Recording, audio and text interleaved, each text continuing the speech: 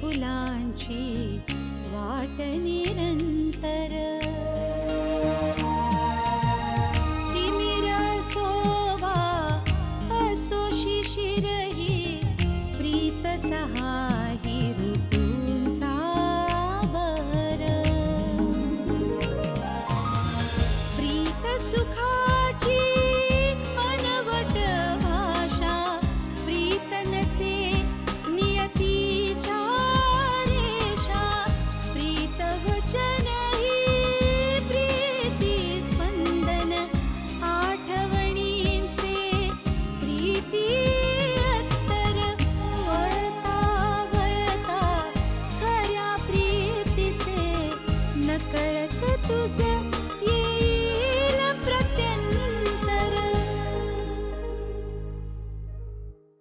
तुम्हाला आकडेमोड कागदावर बघायची सवय झालेली आहे आणि तिकडे हजारो रुपये लिखापडीशिवाय बिपिनच्या बाबांच्या हातात सोपवले गेले। तो किती ग्रेट आहे आणि सगळ्यांचा किती लाडका आहे ते या अवस्थेत कळलं। स्वतःचं मूल कुणी नाकारू शकता? म्हणूनच सांगते आवी, आपण वेगळं होऊया। अगं पण आपल्याला बाळ होणारच नाही असं नाहीये।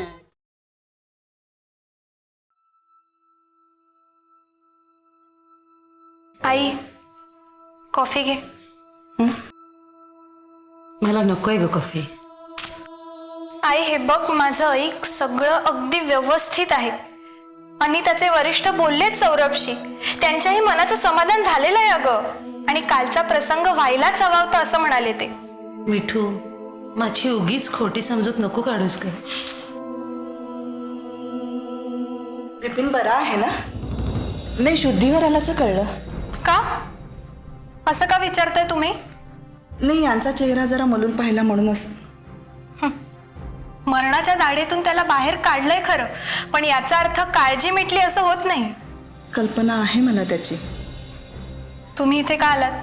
अगं का म्हणजे बिपिनला बघायला, वहिनींना भेटायला। तुम्हाला धडकी भरली वाटतं। मला कशाला धडकी भरेल? नाही, बिपिन शुद्धीवर आला म्हणजे आता पोलीस त्याची जबानी घेणार, आणि त्याची जबानी म्हणजे तुमच्या नवऱ्याची मान। भेटायला आल्या माणसाशी असं बोलतात? बघितलं कुठल्या घरात जात होती तुमची मुलगी, जिथे शत्रूला दुखवलेलं सुद्धा चालत नाही। शत्रू बोलू नकोस ग मला। माझ्या मुलीने बिपिनवर प्रेम केलंय, तुमच्या घरावर प्रेम केलंय, तुमच्यावर प्रेम केलंय। या घरात लग्न करून येण्याची स्वप्न बघत होती ती, आणि मी सुद्धा काय काय बेत आखत होते, पण हे असं उफराट वागतील त्याची कल्पना सुद्धा नव्हती मला। जाऊ दे आता। आई जाऊ दे कसं? तुला माहितीये का, पोलिसांचा विषय निघाल्यावर बिपिनला बरोबर त्रास झाला की नंदूचे बाबा अटक होणार, पर्यायाने नंदूला पण त्रास होणार, मनस्ताप होणार। झाला तरी चालेल, यांच्या हातून गुन्हा घडलेला आहे आणि त्याची शिक्षा त्यांना झालीच पाहिजे। आमची कोणाबद्दलही काही तक्रार नाहीये। एका मोठ्या जीवघेण्या प्रसंगातून आमचा मुलगा बाहेर आलाय।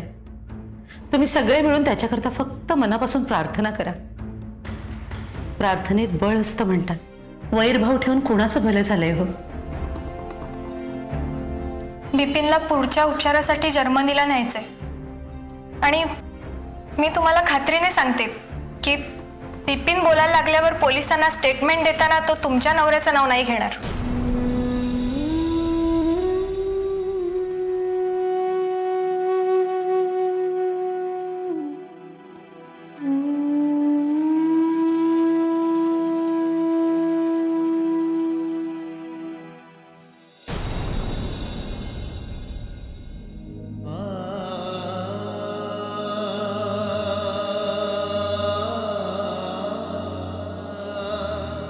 बिपिन, ए बिपिन, बिपिन आता बस झाला, खूप झोपलास। कसली रे ही झोप तुझी? मामा मामी तिकडे हाय खाल्ल्यासारखे बसलेत. आणि मला एक सांग, असं काय बोलले रे मामा तुला की तू स्वतःला एवढा त्रास करून घेतलास? That's great. काय झालं? माझं काही चुकलं का? मी उपहासाने नाही म्हणाले, कौतुकाने म्हणाले. तू ज्या स्वरात बिपिनशी बोलतेस ना, तसंच सतत त्याच्याशी बोलायला हवं. तुला माहितीये सुनंदा, जेव्हा हा चांगला होता आम्हाला बोलूही द्यायचा नाही, इतकी बडबड करायचा आणि मस्ती तर विचारू नकोस. तसं असेल ना चारू, तर तू खूप बोलून घे त्याच्याशी. का? कारण तो लवकरच बरा होणार आहे. खरंच? अगदी खरं. पण तो बरा झाला तरी ना, त्याला बोलतं करायला हवं. पण सुनंदा, याने जर आपल्याकडे नंदिताचा विषय काढला तर? मी तुला खात्रीने सांगते, तो आपणहून नंदिताचा विषय काढणार नाही. मी तुला म्हणाले ना, त्याला बोलतं करायला हवं. आपणहून त्याच्यासमोर नंदिताचा विषय काढायला हवा, त्याच्याशी बोलायला हवं. आणि या सगळ्याचा त्याला त्रास नाही होणार?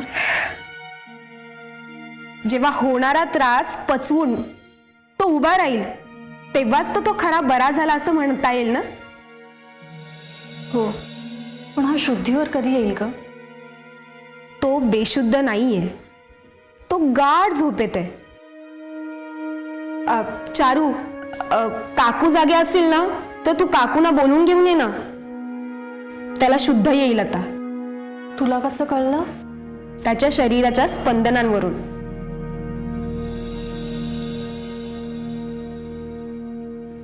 म्हणजे तुला ह्या प्रश्नाचं उत्तर सांगूनही कळणार नाही. माझ्या शास्त्राचं गणित ती वेगळी पद्धत आहे ग. जेव्हा मी बिपिनला पहिल्यांदा बघितलं ना, तेव्हा तो झुडपात पडला होता, अगदी प्री कोमा स्टेजमध्ये. मी तेव्हा त्याच्या शरीराची स्पंदनं चेक केली आणि तेव्हाच कळलं हा बरा होणार. आणि थँक गॉड की तुम्ही सगळ्यांनी माझ्यावर विश्वास ठेवला. गेले 7-8 महिने मला कोणताही प्रश्न विचारला नाही. सुनंदा, हा शुद्धीवर येतो वाटतं. हो, तू काकूला बोलून घेऊन ये ना. हो हो.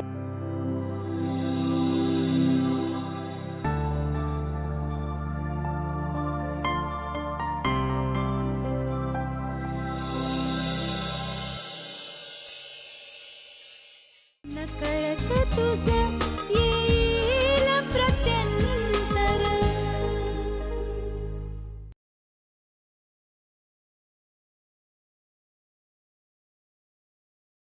अगं मी मठात गेले होते, तिथे ताई मला भेटली. मी म्हटलं आता परत घरी एकटी कशाला जातेस, आणि घरी कोण आहे तुझी वाट बघायला, तर चल आपण नंदीकडे जाऊया.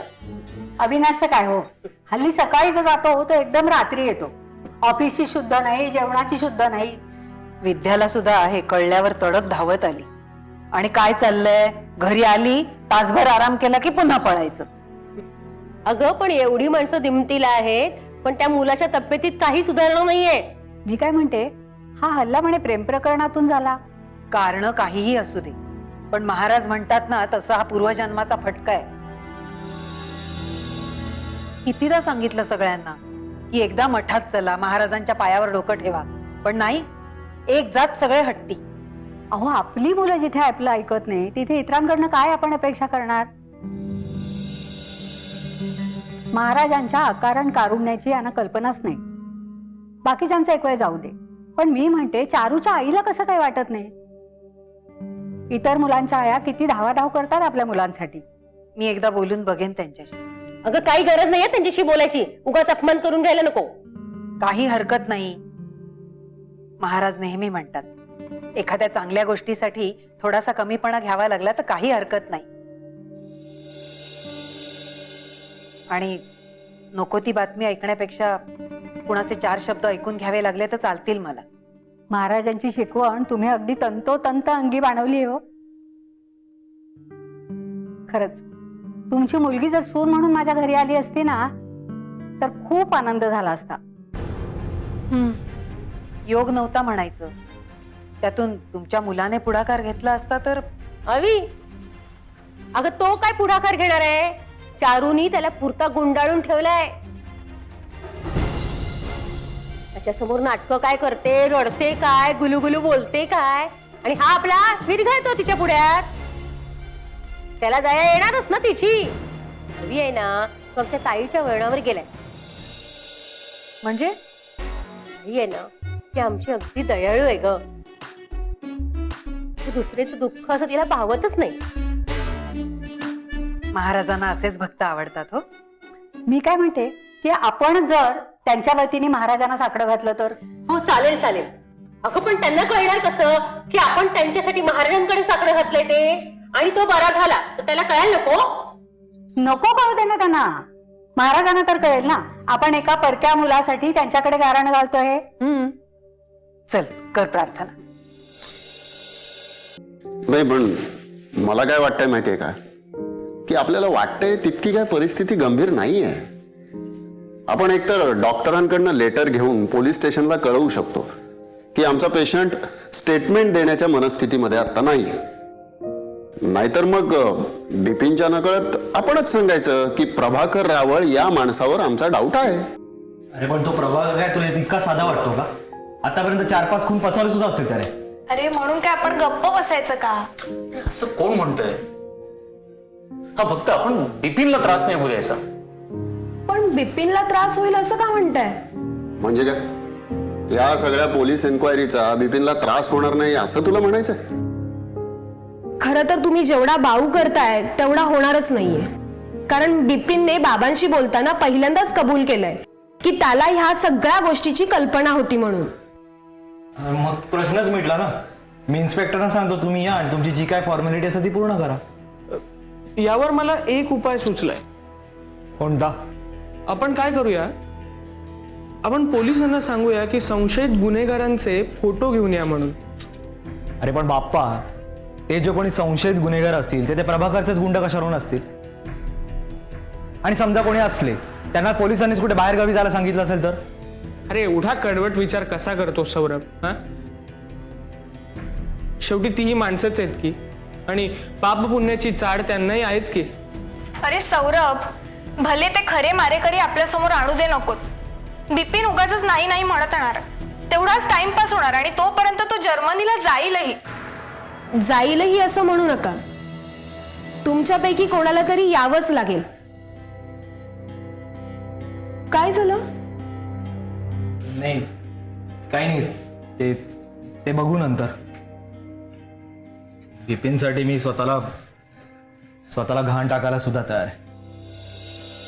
कारण तो फक्त माझा भाऊ नाही तर माझा मुलगा आहे. मी तेच सांगते. हे बघ सुनंदा, तू जे सांगशील ते करायला आम्ही तयार आहोत. फक्त आमचा मुलगा आमच्या पत्रात टाक. सांभाळ स्वतःला, रडू नकोस.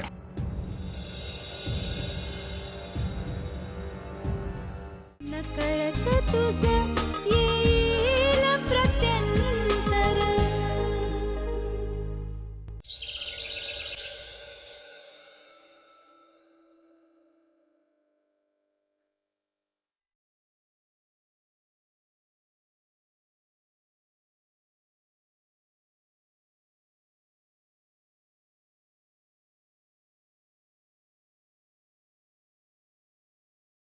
सुधा, काय ग अशी चेहरा पाडून का बसलीयस? बिपिन नक्की आज घरी येणार आहे ना? अगं आम्हाला तर वाटलं होतं बिपिन घरी येणार म्हणजे घरी अगदी जल्लोष असेल. सगळं जसं सुरळीत पार पडतंय ना, तितकी धास्ती जास्त वाढत चालली आहे. मुळात आनंद साजरा करायचा तर आनंद जाणवतच नाहीये. आई, तू आता ना शॉक मधनं अगदी बाहेर पड. अगं बिपिन अर्धी वाट चालून आपल्याकडे परत आलाय. आणि राहिलेली अर्धी वाट? ती चालायला आपण त्याला मदत करायची. आपण त्याला घेऊन यायचं आपल्याकडे परत. अरे पण बाप्पा, आता माझं पोर घरी येईल ते व्हीलचेअरवर बसून येईल रे. आई, अगं त्या क्षणामधला आनंद वेचायला शिक. आता आनंदाची गोष्ट काय आहे, बिपिन आपल्या घरी परत आलाय. भले तो आत्ता त्याच्या स्वतःच्या पायावर उभा राहू शकत नसेल, पण मला खात्री आहे की जेव्हा आम्ही जर्मनीहून परत येऊ तेव्हा विमानाच्या पायऱ्या तो स्वतःच्या पायाने उतरेल. मी तीच स्वप्न बघते. हे बघ सुधा, नुसती स्वप्न बघू नकोस, तसा विचार कर आणि आशीर्वाद दे. हे बघ, आता बाप्पा जातोय ना जर्मनीला त्याच्याबरोबर, मग काळजी करण्याचं काय कारण आहे? आता सुखाची सुद्धा भीती वाटते. अगं इतके दिवस दुःखांना घाबरत होतीस, आता सुखांची भीती वाटायला लागली तुला. हे बघ, ही उपदेश करतो अशातला भाग नाही, पण एक गोष्ट तुझ्या लक्षात आली असेल. हे बघ, हा सारीपाटाचा डाव आहे, बुद्धिबळाचा नाही. हे बघ, इथे फाशी टाकण्याची मुभा आहे, पण दान ठरवण्याचा अधिकार नाही. डाव आपल्या समोर मांडलेला असतो, पण त्याची सूत्र हातात न घेता आपल्याला डाव खेळायचा असतो. त्यामुळे हार जितीचा प्रश्नच उभा राहत नाही ना. जसं हार जीत समान, तसं सुखदुःखही आपल्यासाठी समानच. पण म्हणून असं निर्विकार राहून जगायचं, तुला काय हे सगळं सोपं वाटतं? पण अशक्यही नाही. एव्हाने तुला प्रत्यंतर आलंच असेल की.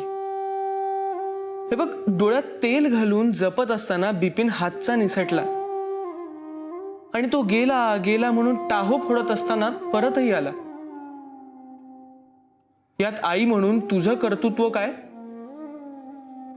एक मित्र म्हणून मला श्रेय किती, मोठा भाऊ म्हणून सौरभचा सहभाग हा किती, हे मान्य करणे म्हणजेच निर्विकार होण्याची सुरुवात आहे.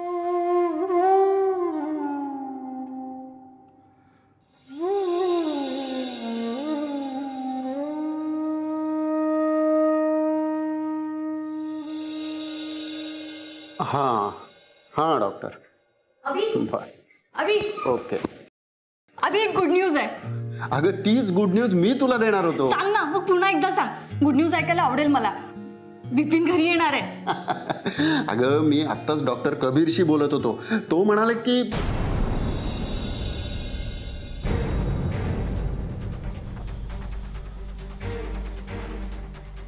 काय झालं? काय म्हणाला तो? अभि अगं मी म्हणालो ना, नथिंग सिरियस, तसं काही नाही आहे. आणि आत्ता आपण बिपिन घरी येतोय याचा आनंद साजरा करायला हवा. मनात धास्ती ठेवून कसा आनंद साजरा करायचा? नाही, हे बघ, धास्ती वाटण्यासारखं काही नाही आहे. तुला ऐकायला त्रास होईल. चालेल, मला तयारी आहे माझी. तयारी तुझीच काय, आपल्या सगळ्यांनाच आता तयारी करायला हवी. असं काय म्हणालाय कबीर? म्हणजे मी डॉक्टर कबीरला म्हटलं की बिपिनला हॉस्पिटलमधून घरी नेण्यापुरतं हॉस्पिटलची व्हीलचेअर भाड्याने मिळेल का? तर तो म्हणाला की काय? तो म्हणाला की भाड्याने कशाला, आता विकतच घ्या. बिपिनला त्याची सवय व्हायला हवी. काय? याचा अर्थ बिपिन जिवंत आहे हेच खूप झालं. असं म्हणून चॅप्टर क्लोज करायचा? अगं पण दुसरं काय करू शकतोय आपण? दुसरं काय करू शकतो?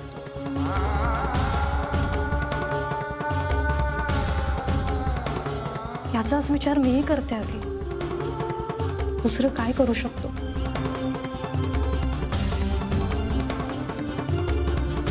प्रत्येक वेळेस नाईलाज झाला म्हणून हात पत्करायची.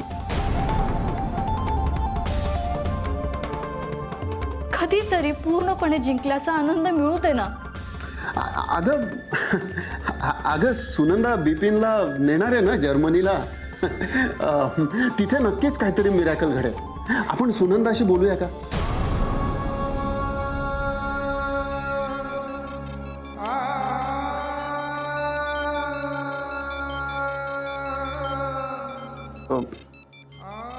कुणाचा फोन आहे?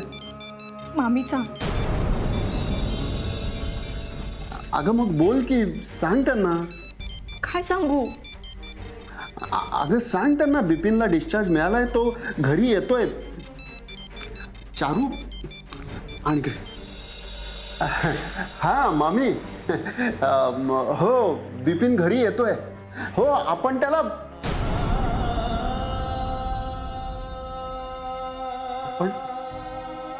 अभि हे मामी, हो डिस्चार्ज मिळालाय, आम्ही घरी येतोय, बाकी आल्यावर बोलूया. अभि नको प्लीज, सांभाळ.